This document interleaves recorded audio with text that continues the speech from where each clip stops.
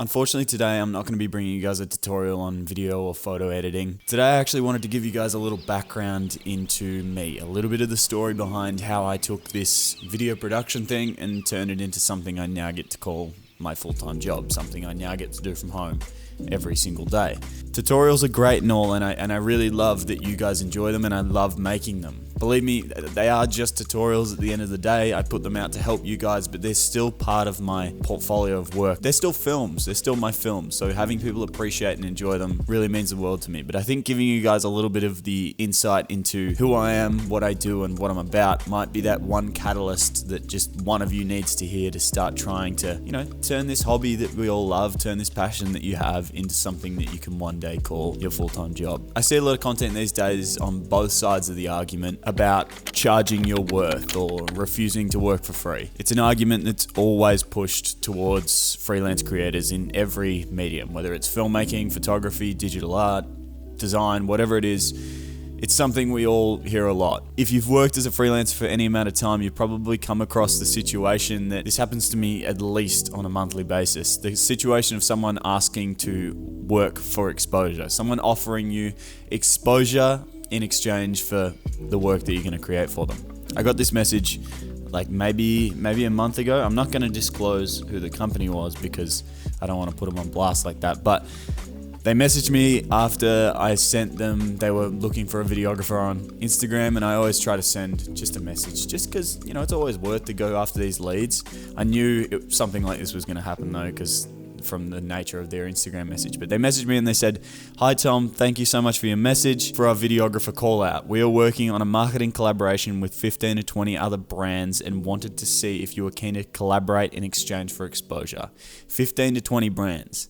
Attached is the brief to what we are doing, and we are looking for a videographer for 1 to 2 days, dates of the 20th and 21st of August in Red Hill, Victoria. So that's a 2-day shoot with locked down dates and can't be changed, which requires travel for the video. I was pretty pissed off, I'm not gonna lie. So I sent them back a message. I wasn't mean, I was very polite, and I said, "Thank you for getting back to me, but unfortunately I don't do work for exposure as I don't have time between my already paying clients and I don't need the exposure, as I already market my brand to my audience. Please consider paying your videographers. There are certainly exceptions, as I will often consider free shoots to fill out portions of my portfolio, but exposure is never worth the 2 days travel time and cost, editing hours, and tens of thousands of dollars that videographer has already spent on their equipment." And funnily enough, they sent me a message back saying, "Hey Tom, thanks for the feedback. Can you please send your rate card?" And I didn't reply after that point. So there's definitely times where you're going to come across that message of someone just trying to take advantage of you. Now, I'm not here to sit and roast companies that offer exposure for work, because there's plenty of them out there. I'm actually here to tell you a story of why I think you should 100% work for free. Why there are definitely circumstances where you should take up free work and why you should offer your services for free. I just wanted to preface it by saying that if anyone ever offers you exposure, if anyone ever says that line of "I will give you exposure for your work," this person has immediately undermined your work already. And anything you create for them will not be respected because they didn't respect you straight out of the gate. They don't respect you as an artist, they don't respect you as a creator, and they don't respect the fact that their exposure isn't going to bring you anything. It never really does. How many times do you watch a commercial on TV or watch a commercial on Facebook and then after the fact go, "Oh, I wonder who directed this," or "I wonder who videoed this," or "I wonder who the DP was," or "I wonder who the camera op was"? It never happens. It never ever happens. So that exposure isn't coming from anywhere. It's not going to happen. I'm a wedding videographer with a decent portfolio of weddings under my belt, but if you think for a second that I'm going to one day offer exposure to the wedding videographer that eventually, the boy or girl who eventually videos my wedding, you're sorely mistaken. I'm going to be spending a disgusting amount of money on my wedding videographer one day. Please don't start sending me messages if you're a wedding videographer, because I'm only 22, so it's not going to happen anytime soon. Freelancing is tough, and early on the idea of having anyone pay you any substantial amount of money for anything, let alone your photo or video work, seems so outlandish that there's no way that you can possibly believe you're able to make a sustainable income, anything that it's livable in the beginning. And believe me, I was in the exact same position. Before I really pursued videography as something for my career, I had a number of random photo gigs. I was working as a personal trainer at the time, so I ended up doing the marketing photography for like I think it was like 3 or 4 of the trainers at the gym by the time I left. So I was actually making a decent, I was charging $50 to $100 per photo shoot, but I was doing, 3 or 4 of them a month. So an extra couple $100 a month. It's always nice when you're 19 years old. But my first real job, if you can even call it that, was just 2 weeks after I landed back in Australia after living in Canada for 5 months. My old high school rowing coach, after hearing from, I think my younger brother told him that I owned a drone. So he didn't know I was a videographer. He didn't know I was a photographer. He just knew I owned a drone, and that's all he really cared about. He reached out to me and asked me to film their rowing videos. Now, at this point, I'd been living overseas, burning through my savings from the last 2 years, working full-time faster than I'd like to admit. So I didn't have a lot of cushion to sort of work for free. I was at a pretty clear fork in the road. I needed to make a decision. I either needed to make this work really, really fast, or I needed to go and get another personal training job. And believe me, I really, really didn't want to go and get a personal training job. My only other option was to get a part-time job and go back to uni. So